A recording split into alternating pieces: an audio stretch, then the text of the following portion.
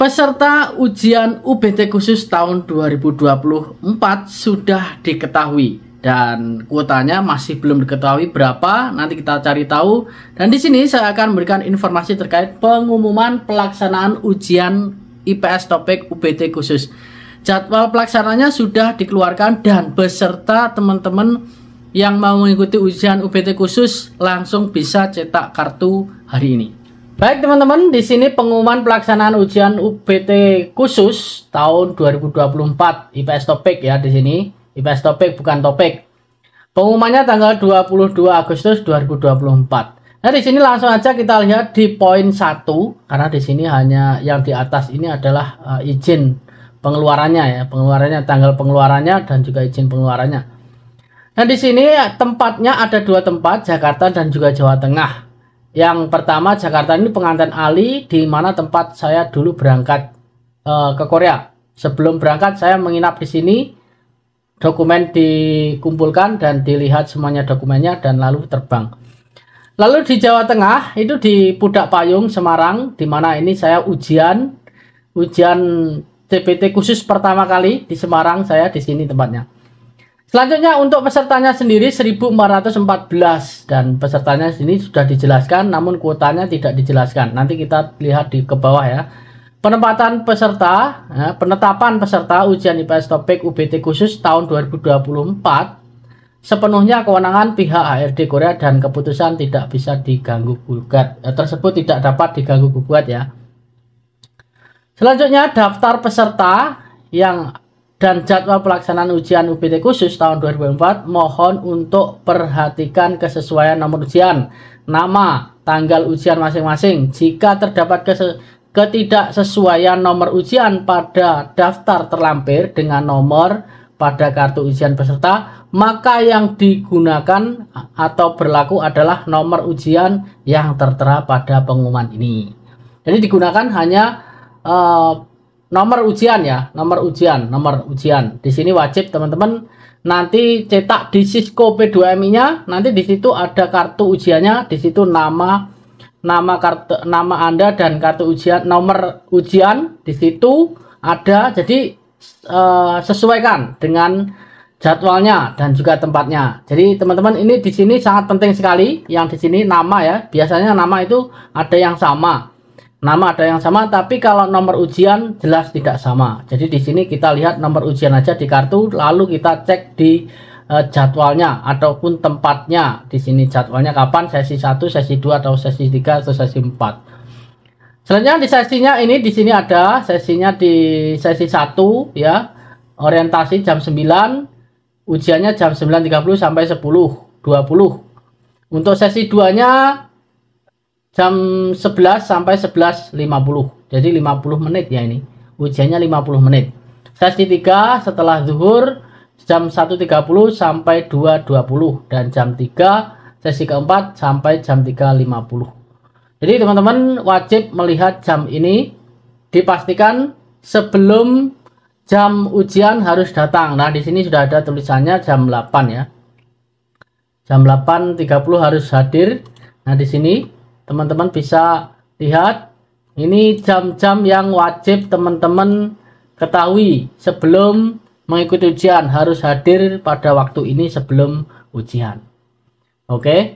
Nah, selanjutnya seluruh peserta ujian harus hadir di lokasi jam ujian 1 jam sebelum pelaksanaan. Nah, sudah saya jelaskan tadi ya, 1 jam sebelum ujian.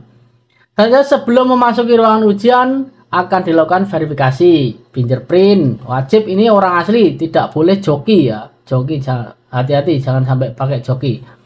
Selanjutnya jadwal pembagian waktu pelaksanaan ujian di atas ditetapkan oleh HRD Korea. Jadi ditetapkan oleh HRD, bukan dari BP2MI yang menetapkan HRD. Ini diwajibkan setiap peserta yang akan mengikuti ujian IPS topik UBT khusus tahun 2024 diwajibkan membawa. Nah, di sini teman-teman kita harus lihat nih di sini membawa apa aja.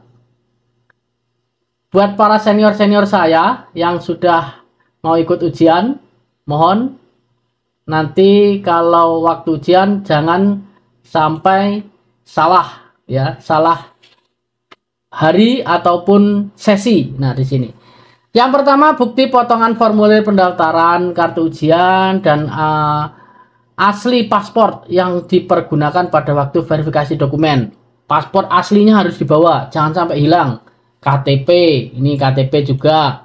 KTP harus dibawa, tidak diperbolehkan mengikuti ujian jika peserta tidak membawa potongan formulir pendaftaran atau kartu ujian dan KTP. Nah, ini wajib dibawa semuanya, teman-teman.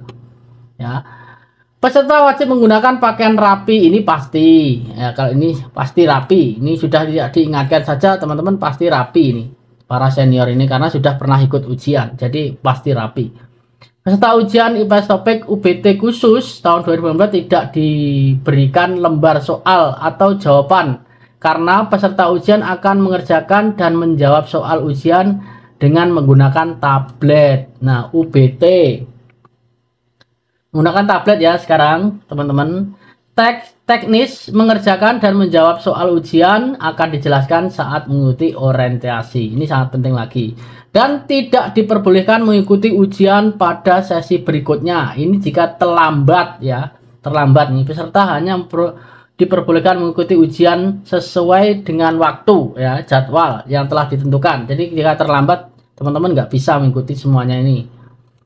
Selanjutnya kita ke bawah. Nah, di sini banyak sekali juga yang perlu kita perhatikan. Yang poin ke-8. Nah, di 8 ini. Poin ke-8, setiap peserta ujian dilarang menggunakan alat komunikasi. Tentunya ini teman-teman pasti nggak pakai ya ini. Semuanya tidak pakai. Kalau ini aman, pasti jelas tidak memakai. Selama ujian berlangsung, peserta dilarang keluar ruangan. Ini sudah pasti. Yang nomor 10 aja ya, di sini ada 9 pengawas ujian atau proktor bersama dengan tim pengawas dari HRD Korea akan melakukan verifikasi sidik jari dan memeriksa identitas peserta ujian. Pasti ini ya. Peserta yang ditemukan melakukan kecurangan itu akan di backlist ataupun tidak boleh mengikuti ujian selama 4 tahun. Ini awas, ini hati-hati.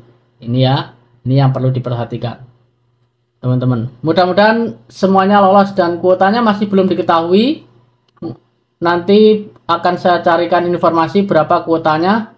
Mudah-mudahan kuotanya bisa mencapai 700-900 kalau feeling saya sampai segitu. Nah, lalu kita lihat bagaimana berapa peserta di Semarang dan juga berapa peserta di Jakarta. Baik, peserta di Jakarta itu ada sebentar, ini Jakarta atau Semarang? Ini Semarang. Semarang 683 dan Jakartanya sebentar, Jakarta bisa mencapai 731. Nah, ini sangat banyak sekali di Jakarta, lebih banyak. Jadi jumlahnya semuanya 1414.